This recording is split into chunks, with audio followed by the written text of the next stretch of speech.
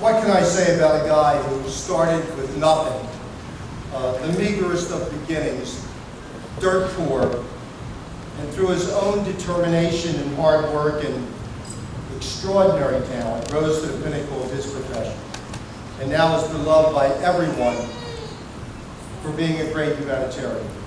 But enough about me. Trust me, he'd do the same for me. I've known Tommy Dreesen for over 25 years. We met and became fast friends in 1985, the night Frank Sinatra reopened the Chicago Theater on State Street. And there was an intimate dinner for Frank at La Strada at Michigan and Randolph, and Tommy and I bonded there. We're both Irish and Italian. We're both about the same age, old. I could do 2 hours on Tommy Dreesen, but I think this kind of sums it up. My wife Susan has a plaque in our office over the desk that reads, "The best and most beautiful things in this world cannot be seen or even touched. They must be felt with the heart." That was written by Helen Keller many years ago. Tommy Dreesen's heart is bigger than Chicago. It's bigger than Lake Michigan. He has touched people all over the world with his heart. People who have been lifted up by Tom's acts of goodwill. His children, his grandchildren, his beloved sister Darlene, his brothers, his friends, the military servicemen and women that he's visited serving in Iraq and Afghanistan, the Chicago Police and Fire Departments, and then there's countless charities. I personally feel blessed to call Tommy my dear friend, and I am thrilled to welcome him into this very special fraternity, the Illinois Fatherhood Initiative. Ladies and gentlemen, Tom Dreesen.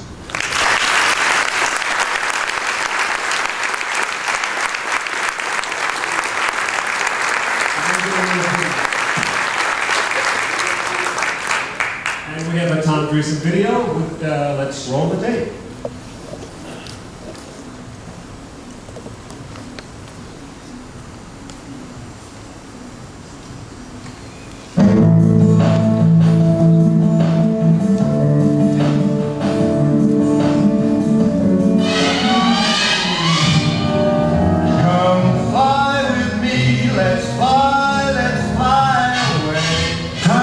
Was born in the manger in Harvey, Illinois. And the first time that Tom Dreesen heard Frank Sinatra sing, he was shining shoes in a tavern in Harvey, Illinois, on the south side of Chicago. Little did he know that he would one day fly with Frank for 13 years all over the country, appearing in the most prestigious venues America had to offer, with his name on the marquee with the chairman of the board. His journey into comedy began soon after his discharge from the Navy, where he had served aboard the USS Tarawa and the USS Essex and helped bring a close to the Cold War. It all started for Tom in September of 1969, when he went on stage for the very first time as a member of the comedy team of Tim and Tom, America's first black and white comedy duo. In a book recently written about the groundbreaking team, the publisher said, as the heavy promise of the 60s sagged under the weight of widespread violence, rioting, and racial unrest, these 2 young men, one black and one white, took to the stages across the nation to help Americans confront the racial divide by laughing at it.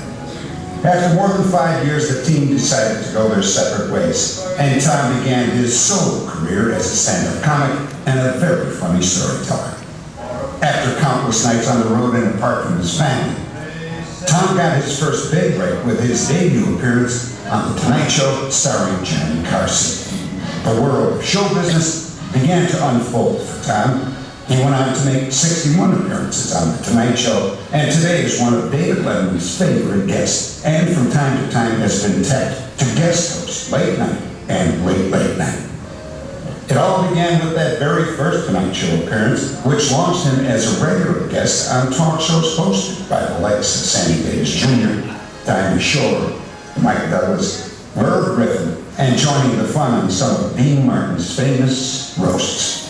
Sam wasted no time in booking Tom as his opening act for 2 months, which actually turned into 3 years. But it wasn't long before Frank Sinatra himself took an interest in Tom and said, "Come fly with me, baby." Of course, Tom did, for 13 years in 45 to 50 cities a year, until Frank sang his last song. The best is yet to come. And so it is today with Tom. You might find him playing golf at the Bobo or the Frank Sinatra golf tournaments, or at the AT&T in Pebble Beach. He could be guest performing or hosting on national television, or at one of America's prestigious events, or on stage in Las Vegas, entertaining our troops in Iraq, or running a marathon for MS or another worthy cause. He's all over the place. No matter where he is, Tom believed, just like Frank Sinatra did, that the best is always yet to come. What I admire most about my dad is that he's always there for us, and not only us, not only the kids, his friends, family, everybody. I mean, everybody knows they can call him and get advice. But I have to tell you, this is my dad's cereal bowl. Yes, he puts shredded wheat, cornflakes, Cheerios, and Raisin Bran, and he eats this every day. Well, I remember when we were little, we would be all in the car, and a song would come on the radio, and he would pull the car. Well, no, he wouldn't even pull the car over. He would just turn the radio up and get out of the car and start dancing in the middle of the street. And all those kids were sitting in the back seat, humiliated. He's always there for any of us. Any time of the day or the night, we call him, we have a problem, we need somebody to talk to, he's always there. And it's not only us, it's his friends, it's the family, it's anybody. He turns, the most difficult situations into, humorous situations that, it helps us all get through difficult times in our lives. Dad was the kind of guy that could never even program his VCR. Now, the same guy is on a laptop, an iPad, an iPhone, Facebook, Twitter. He does it all. He's a tech geek. A lesson that I've learned from my dad is laughter is the best medicine. One thing you might not know about my dad is that he's incredibly organized. His house is meticulous, his closet is in order, but when we all get together for dinner, he's always late. We love you, Grandpa. You're the best. Dad, thank you so much for teaching me what a great friend should be, what a great parent should be, and how to love without judgment. I feel truly blessed that you are my father. I love you.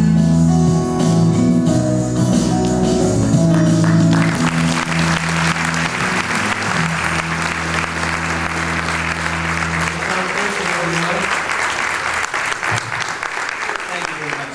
You've all been here a long time, so I want to thank my friend Joey Hearn, who introduced me, and congratulations to all of you.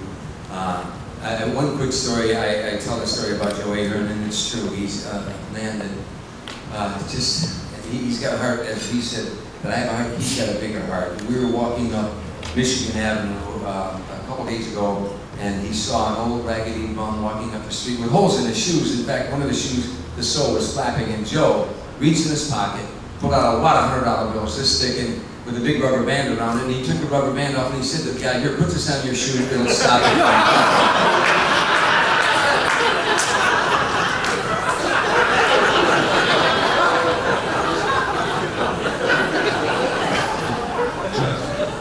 Thank you, Bert. By the way, the interesting thing about Tim Reed and I being America's first black and white comedy team, what you saw there was a routine. One of the routines we used to do where this was 1969, 1970, I was interviewing the first black president of the United States. That was one of our routines. So to say that we were before our time is an understatement. One of the things I said to him, "What are you going to do when you become president of the United States?" He said, "First thing I'm going to do, I'm going to enact a law that dead people are not allowed to vote in Chicago. Big laugh in those days. And I said, what's the second thing you're going to do? He said, I'm going to enact a law that live people aren't allowed to vote in Mississippi. But it was big laughs. The book is now Tintown, American Comedy in Black and White. It's now going to become a movie. We signed the rights to do a movie literally shot right here in Chicago. But a couple things I want to say real quick.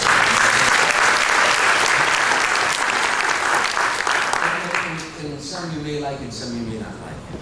But these are my feelings. I want to speak from my heart. First of all, let me go back to the importance of a dad. My father was an alcoholic. He drank all the time. He spent most of his time in bars. Good man, but he had a disease. When one of your parents has a disease, you learn to hate the illness but love the man. So we endured. My brothers and sisters endured while he spent all his time in the bars most of the time. And I remember I played a lot of sports, and my father never ever came to a game where I played. Never saw any game that I played. In 8th grade, I was in the playoffs, and on the basketball team, I was captain of this basketball team. I scored 28 points in one game, and we went into the playoffs, the final game. And my sister went home. My sister Darlene, that was a show, but she came home and she said to my mom, "Oh, you know, the whole school is buzzing." So my mom went to get my dad out of a bar to see me play for the first time. And my dad came to the game, and I'll never forget. I scored 2 points the whole game, and we got beat by about 30 points. No, but that 2 points I scored, I fired like a 40-footer up in the 3rd quarter, and it went in. And the first thing that I did was I looked in that stand to see if he was looking to see that basket. And he was. He saw that basket, and the point I'm trying to make here is, if I live to be 100, I'll never forget that look on his face. And how important is a father? How important is a parent back to the father? That's what this whole evening is all about. All my successes, all the things that I've done in my life, that image is in my brain for the rest of my life. He smiled at something that I had done. That was my pat on the back. Now, the other thing that I'm going to say that may offend people in this room, and may not, but I want to speak from my heart.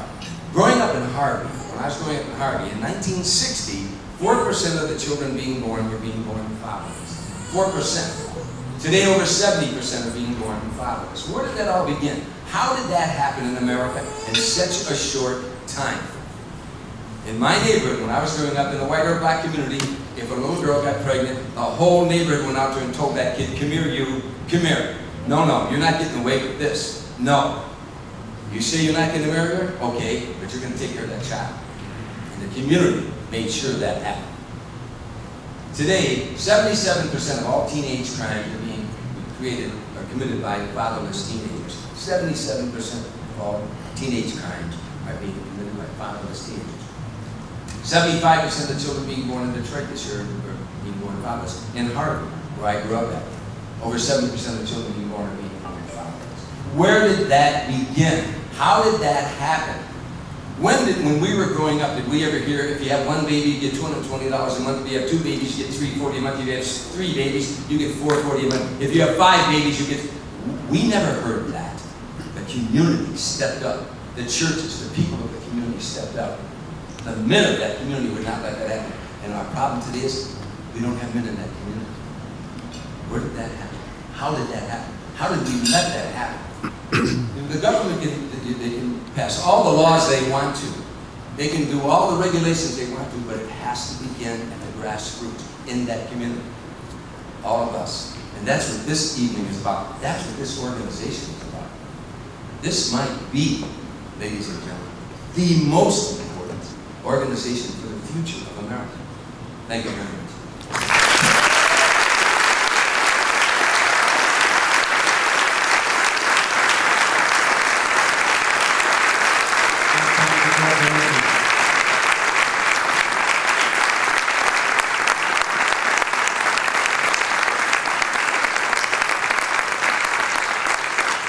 As you looked at your program, I'm sure you saw that one of our honorees tonight was the new mayor of the city of Chicago. Well, unfortunately, Mayor Emanuel is not able to be with us here tonight due to some scheduling conflicts, but I'm pleased to say that we do have his parents here with us. the people who are responsible for Ram being in this world. So we'd like to invite you both up, please. Dr. and Mrs. Benjamin Emmanuel.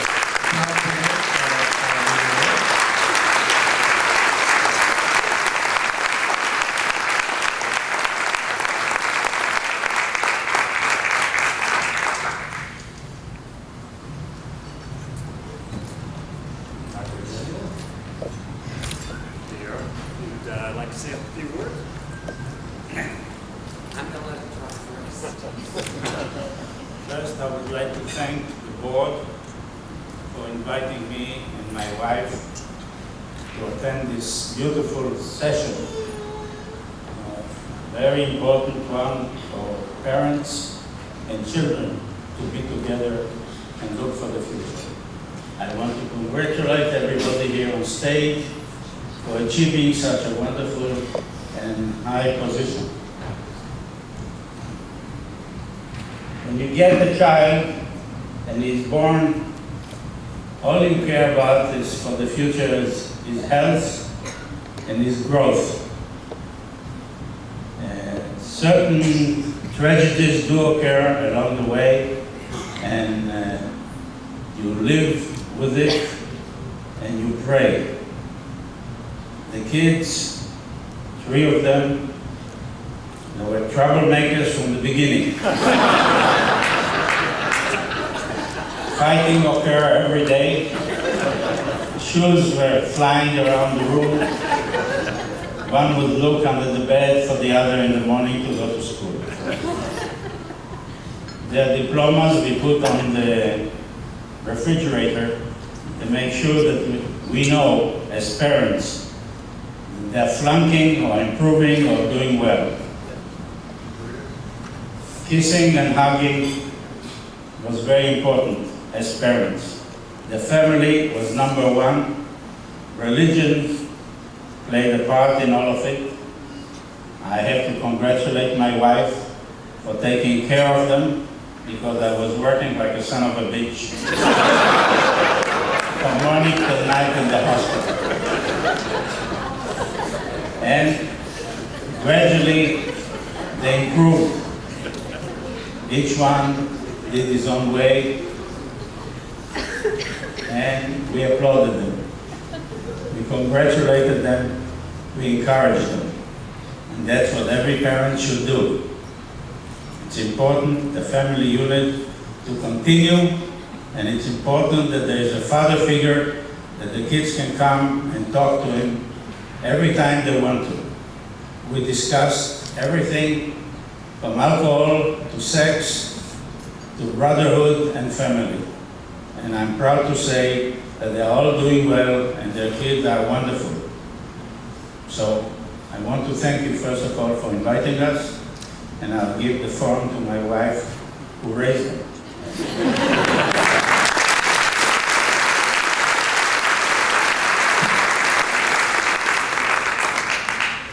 He's the talker, I'm the doer. Thank you all for inviting us. As you can hear from my husband, he set a wonderful example, and in many ways, some of it a little shaky, but a very lovely example. And I'm proud to say that our sons have followed him and even gone a step further. For his generation, he never changed a diaper. And I made sure their wives knew that they had to change diapers. Thank you again, and good night from us.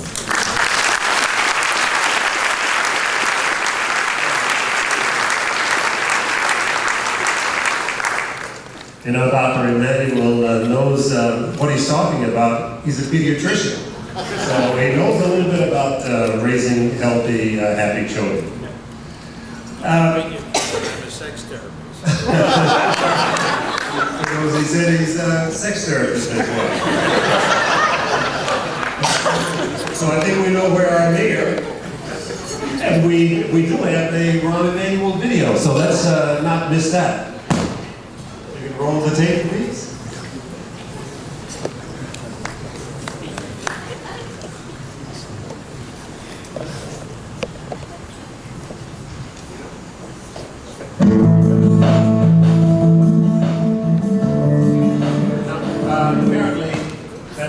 video.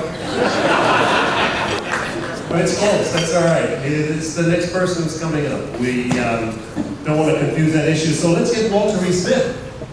You've probably seen him on television as much as you've